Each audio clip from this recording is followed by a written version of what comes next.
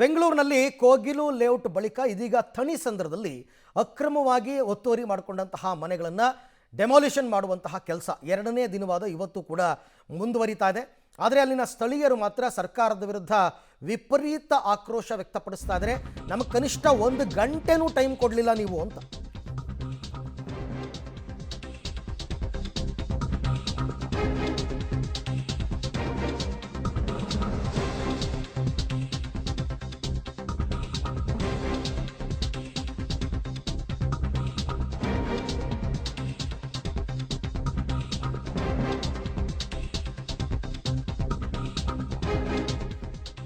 ಬೆಂಗಳೂರಿನಲ್ಲಿ ಮುಂದುವರೆದಿದೆ ಅಕ್ರಮ ಒತ್ತುವರಿ ತೆರವು ಕಾರ್ಯಾಚರಣೆ.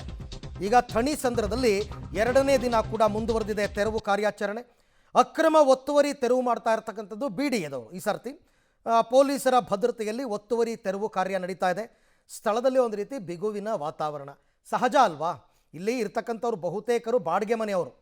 ಅವ್ರು ಹೇಳ್ತಿರೋದು ನಮಗೆ ಈಗ ಮನೆಯೂ ಇಲ್ಲ, ನಾವು ಕೊಟ್ಟರು ಅಡ್ವಾನ್ಸೂ ಇಲ್ಲ, ಅದಕ್ಕಾದರೂ ಟೈಮ್ ಕೊಡಿ, ಓನರ್ಗೆ ನೀವು ಏನು ಬೇಕಾದ್ರೂ ಮಾಡ್ಕೊಳ್ಳಿ, ನಾವು ಮನೆ ಖಾಲಿ ಮಾಡ್ಕೊಂಡು ಹೋಗ್ತೀವಿ ಅಂದರೆ ಅದಕ್ಕೂ ಅವಕಾಶ ಕೊಡ್ತಾ ಇಲ್ಲ. ಓನರ್ ನೋಡಿದ್ರೆ ಬರ್ತಾ ಇಲ್ಲ ಓನರ್ ಸ್ಥಳಕ್ಕೆ, ನಮಗೆ ಎರಡೆರಡು ರೀತಿಯಲ್ಲಿ ಅನ್ಯಾಯ ಆಗ್ತಾ ಇದೆ ಅಂತ ಹೇಳ್ತಾ ಇರೋದು. ಬಹುತೇಕರೆಲ್ಲ ಬಾಡಿಗೆ ಮನೆಯಲ್ಲಿ ಇರೋದು, ಸ್ವಂತ ಮನೆಯಲ್ಲಿ ವಾಸ ಇರತಕ್ಕಂಥವ್ರು ಕಡಿಮೆ ಜನ. ಈಗ ಪೊಲೀಸರ ಭದ್ರತೆಯನ್ನು ತಗೊಂಡು ಮನೆಗಳನ್ನು ಒಡೆಯುವ ಕಾರ್ಯ, ಏಕೆಂದರೆ ಇದೆಲ್ಲವೂ ಸರ್ಕಾರಿ ಜಾಗ. ಸರ್ಕಾರಿ ಜಾಗದಲ್ಲಿ ಮನೆ ಕಟ್ಕೊಂಡಿರ್ತಕ್ಕಂಥದ್ದು, ಆ ಮನೆಗಳನ್ನು ಬಾಡಿಗೆ ಕೊಡೋದು. ಆ ಬಾಡಿಗೆ ಕೊಟ್ಟಿರೋ ಮನೆಯವರು ಬಾಡಿಗೆದಾರರು ಏನು ಮಾಡ್ತಾರೆ ಪಾಪ? 1 ಅವರ್, ಜಸ್ಟ್ 1 ಅವರ್ ಟೈಮ್ ಕೊಡಿ ಅಂದರೆ ಕೊಡಲಿಲ್ಲ ಅಂತ. ಸೊ ಈಗ ಸದ್ಯಕ್ಕೆ ಥಣಿಸಂದ್ರದಲ್ಲಿ ಮನೆಗಳನ್ನು ತೆರವು ಮಾಡ್ತಾ ಇರ್ತಕ್ಕಂಥದ್ದು. ಪಾಪ ಆ ಕುಟುಂಬಗಳೆಲ್ಲ ಬೀದಿಗೆ ಬಿದ್ದಿವೆ.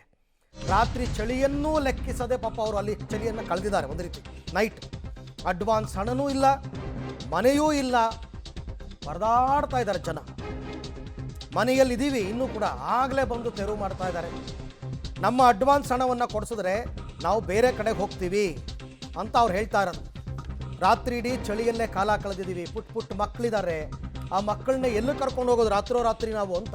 ಯಾಕೆಂದರೆ ಇದು ಎರಡನೇ ದಿವಸ ತೆರವು ಕಾರ್ಯಾಚರಣೆ ಮಾಡ್ತಾ ಇರೋದು, ನಿನ್ನೆ ಮತ್ತು ಇವತ್ತು. ಹಾಗಾಗಿ ಅಲ್ಲಿನ ನಿವಾಸಿಗಳೆಲ್ಲ ತೀವ್ರ ಆಕ್ರೋಶ. ಇನ್ನೂ ಬೆಂಗಳೂರಿನಲ್ಲಿ ಅದೆಷ್ಟು ಬಡಾವಣೆಗಳಲ್ಲಿ ಹಿಂಗೆ ಆಗಿದೆಯೋ ಏನೋ, ಜನ ಗೊತ್ತಾಗ್ದೇನೆ ಆಗೆಲ್ಲ ಕಡಿಮೆ ರೇಟಿಗೆ ಸಿಕ್ತು ಅಂತ ಸೈಟ್ ತೊಗೊಂಡ್ಬಿಟ್ಟಿದ್ದಾರೆ. ಜನಕ್ಕೆ ಯಾಮಾರಿಸಿ ಸೈಟನ್ನು ಮಾರಿದ್ದಾರೆ ಇವರೆಲ್ಲರೂ. 10 ವರ್ಷದಿಂದ ಇದ್ದೀವಿ ಸರ್ ಇಲ್ಲೇ. ಏನು ಬಾಡಿಗೆ ಮನೆಯಲ್ಲೇ ನಾವು ಇರೋದು. ನಾವು ಹೇಳಿದ್ದೀವಿ 1 ಅವರ್ ನಮ್ಗೆ ಟೈಮ್ ಕೊಡಿ, ನಾವು ನಮ್ಮ ವಸ್ತುಗಳಾದ್ರೂ ತೆಗೆದುಕೊಳ್ತೀವಿ ಅಂದರೆ ಇಲ್ಲ ಅಂತ ನಾಯಿಗಳನ್ನ ತಲ್ದಂಗೆ ತಲ್ದಿದ್ದಾರೆ ಸರ್ ನಮ್ಮನ್ನು. ಏನು ಮಾಡೋಕ್ಕಾಗತ್ತೆ ಹೇಳಿ? ಹೇಳಿದ್ದೀವಿ, ಹೆಣ್ಮಕ್ಳು ಮಕ್ಕಳು ಮಲ್ಕೊಂಡಿದ್ದವ್ರನ್ನೆಲ್ಲ ಈಚೆ ಇಳ್ಕೊಂಡು ಬಂದು ಬಿಟ್ಟಿದ್ದಾರೆ. ನಾವು ಹೇಳಿದ್ದೀವಿ ನಮಗೆ ಸ್ವಲ್ಪ ಟೈಮ್ ಕೊಡಿ, ನಾವು ಓನರ್ ಹತ್ರ ಮಾತಾಡ್ತೀವಿ, ಇದು ಮಾಡ್ತೀವಿ ಅಂದರೆ ಯಾರೂ ಕೇಳಿಲ್ಲ. ಮಾಹಿತಿ ಇತ್ತ ನಿಮಗೆ? ಬಿದ್ದೋಗಿದ್ದಾಳೆ. ಏನ್ ಹೇಳ್ತಾರೆ ಏನೋ ಇಲ್ಲ, ಈ ಆಕ್ಷನ್ ಎಲ್ಲ ನಮ್ಮ ಹತ್ರ ಮಾಡಬೇಡಿ, ಈ ಹಾರ್ಟ್ ಅಟ್ಯಾಕು ಇದೆಲ್ಲ ನೋಡ್ಕೊಂಡಿದೀವಿ, ನಾವು ಎಲ್ಲ ನೋಡ್ಕೊಂಡೆ ಇವಾಗ ಬಂದಿರೋದಿಲ್ಲ ಅಂತ ಕೇಳ್ತಾರೆ. ಪೊಲೀಸ್ ಅವ್ರು ಮಾತಾಡಿದ್ದು. ನಾವು 15 ದಿವಸ ಇದ್ದೀವಿ, ನಮ್ದು ಸ್ವಂತ ಮನ. ನಾವು 1 ದಿವಸ ಟೈಮ್ ಕೊಡಿ, ನಾವೇನಾದರೂ ಮಾಡ್ಕೊಳ್ತೀವಿ ಅಂತ ಹೇಳಿದ್ಕೆ 1 ದಿವಸನೂ ಇಲ್ಲ, 1 ಅವರ್ನೂ ಕೊಡಲ್ಲ ಅಂತ ಹೇಳಿಬಿಟ್ರು. ನಮ್ಮನ್ನ 3-4 ಪೊಲೀಸ್ ಅವರು ಬಂದು ಒಳಗಡೆ ಅಂತ. ಎಷ್ಟು ದಿನಗಳ ಹಿಂದೆ ಗೊತ್ತಾಯ್ತು? ನೋಟಿಸ್ ಕೊಟ್ಟಿದ್ರು 3 ದಿನದಿಂದ. ನೋಟಿಸ್ನೂ ಇಲ್ಲ, ಏನೋ ಇನ್ಫಾರ್ಮೇಶನ್ ಕೊಟ್ಟಿಲ್ಲ, ಏನೂ ಇಲ್ಲ. ಹಂಗೆ ಬಂದು 6 ಗಂಟೆಗೆ ಬಂದು ಒಳಗಡೆ ಮಲ್ಕೊಂಡಿದ್ದವ್ರಿಗೆ ಬಾಗಿಲು ತೆಗ್ದು ಆಚೆ ಬನ್ನಿ ನಾವು ಹೊಡಿಬೇಕು ಅಂತ ಮಾಡಿದ್ರು.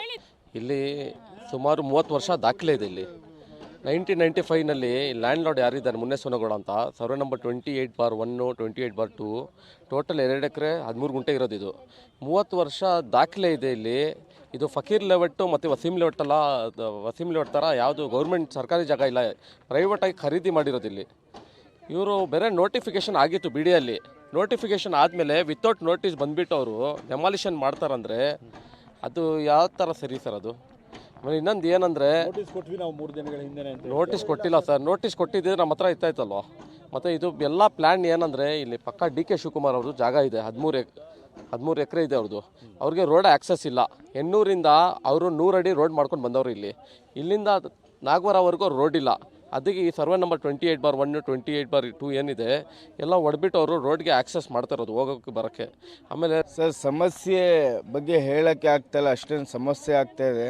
ಈ ಚಳಿದಲ್ಲಿ ಮನೆಯಲ್ಲೇ ಇರೋಕ್ಕಾಗ್ತಾಯಿಲ್ಲ.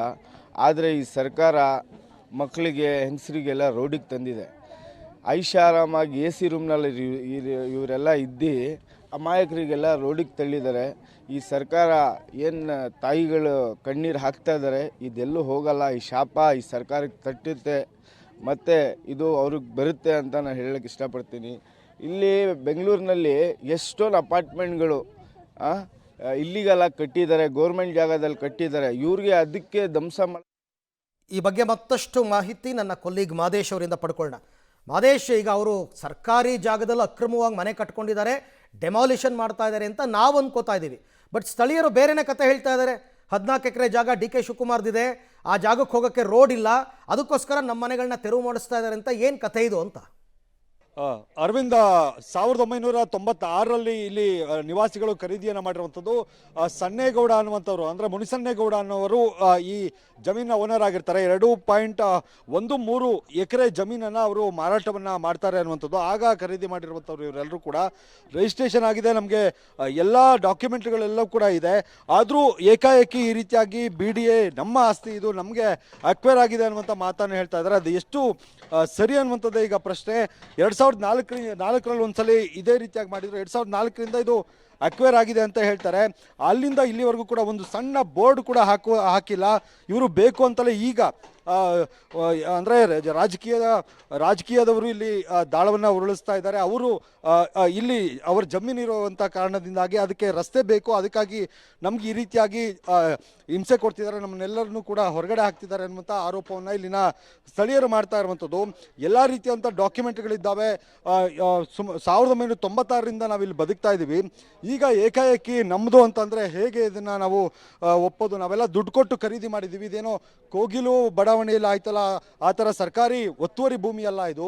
ಇದು ಪ್ರೈವೇಟ್ ಲ್ಯಾಂಡ್. ಇದು ಪ್ರೈವೇಟ್ ಲ್ಯಾಂಡಲ್ಲಿ ನಾವು ಖರೀದಿ ಮಾಡಿದ್ದೀವಿ. ಖರೀದಿ ಮಾಡಿದಂಥ ಈ ಜಾಗವನ್ನು ಈಗ ನಮ್ಮದು ಅಂತ BDA ಬಂದರೆ ಹೇಗೆ ಅನ್ನುವಂಥ ಪ್ರಶ್ನೆಯನ್ನು ಇಲ್ಲಿನ ನಿವಾಸಿಗಳು ಮಾಡ್ತಾ ಇರುವಂಥದ್ದು. ಈಗ ಏನು ಹೊರಗಡೆ ಹಾಕಿದ್ದಾರೆ ಜನರನ್ನೆಲ್ಲ, ಅವರೆಲ್ಲರೂ ಕೂಡ ಇಲ್ಲೇ ಇದ್ದಾರೆ, ಎಲ್ಲೂ ನಾವು ಹೋಗಲ್ಲ, ನಮ್ಮ ಜಾಗ ನಮಗೆ ಕೊಡಬೇಕು ಅನ್ನುವಂಥ ಆಕ್ರೋಶವನ್ನು ಅವರೆಲ್ಲರೂ ಕೂಡ ವ್ಯಕ್ತಪಡಿಸ್ತಾ ಇರುವಂಥದ್ದು.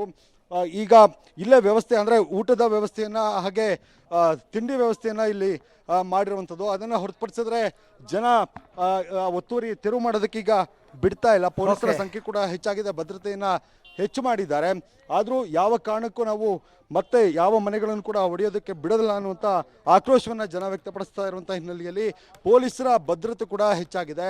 ಅವರು ಇಲ್ಲಿ ಹೆಚ್ಚಿನ ಸಂಖ್ಯೆಯಲ್ಲಿ ಬಂದು ಯಾವುದೇ ರೀತಿಯಾಗಿ ಅಹಿತಕರ ಘಟನೆ ಆಗದಂತೆ ನೋಡ್ಕೊಳ್ತಾ ಇದ್ದಾರೆ.